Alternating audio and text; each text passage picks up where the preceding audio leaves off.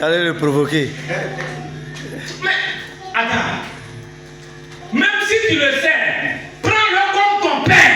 Mais le combat est spirituel. Tu n'es pas affaire à sa chair ni son sang. Mais prends-le comme ton père. Et tu pries dans le secret. Mais lui-même va dire, mon fils, viens, ton Dieu, il est fort.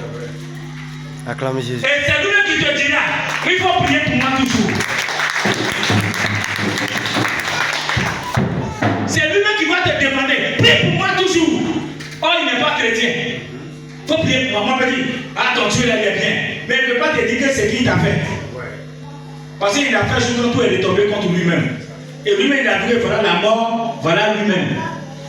Maintenant, il laisse le combat. Doucement, il dit, mon petit, que ton Dieu est fort. C'est comme ça. Et cela même gâte beaucoup de foyers aujourd'hui. Ça détruit beaucoup de foyers aujourd'hui. On ne sait pas qu'on a affaire à un esprit avec un principauté de la terre. On a affaire à ça. Non. On est là seulement pour juger le corps. On est là seulement pour dire de n'importe quoi le corps. La personne peut être bien aujourd'hui. Et demain tu le vois, il devient bizarre. Tu peux parler. Tu peux parler. Mais il faut avoir limite de parler. Mais si tu vomis définitivement, tu abandonnes définitivement. Non, mon mari, moi je ne connais pas. Je ne comprends pas son comportement. C'est que, non, ça c'est pas un homme même pour suivre vous-même. Et puis tu as dit, ouh, tu as pris ton bagage, tu es parti. Mais c'est un esprit qui est venu. Est-ce qu'au départ ton mari était comme ça? Est-ce qu'au départ ta femme était comme ça? Mais c'est à toi de fléchir nos genoux. Même en causant, tu pries, Seigneur, change ma femme. Change ma femme. Change mon mari. Seigneur, tout esprit qui est venu diviser ce foyer soit détruit au nom de Jésus. Même tu prends chaîne et puis tu gênes pour ton mari. Tu prends chaîne, tu gênes pour ta femme. Pour que l'esprit qui est rentré, qui va détruire ta vie. Mais remarquez bien, ceux qui sont au monde, qu'est-ce qu'ils font? Quand ils voient qu'il y a la femme que ça ne va pas, ils chassent, ils prennent l'autre, ils chassent, ils prennent l'autre. Est-ce que vous voyez les femmes d'envoyer là? Les femmes aussi qui voient que ce sont les hommes qui sont compliqués. Et puis quand ils voient que son comportement ne va pas avec elle, elles changent. Il prend l'autre, il change. Il prend l'autre, elle change. Il prend l'autre, elle change. Elle répond.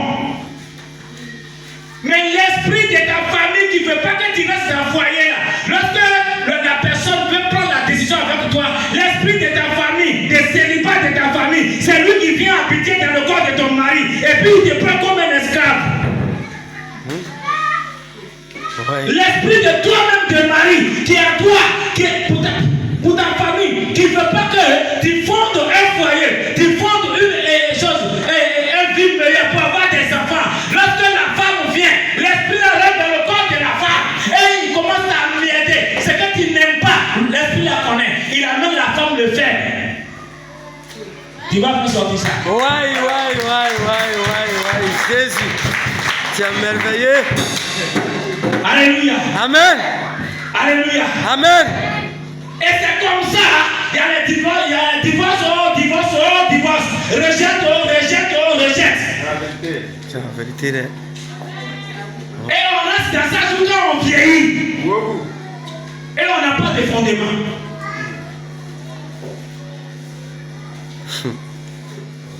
Alléluia. Amen. Nous ne sommes pas là pour combattre la chair ni le sang.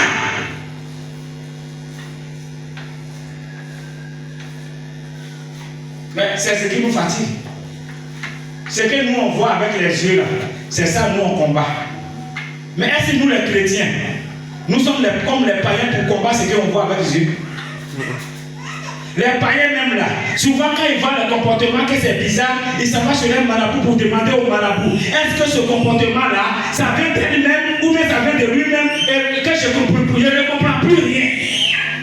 Et il consulte leur fétiche. Et puis leur fétiche il a dit, non, il y a un esprit familial qui est derrière elle, ou même qui est derrière ton mari, c'est ça qui fait ça. Donc faites un sacrifice, faites un sacrifice. Les païens font ça. Mais nous,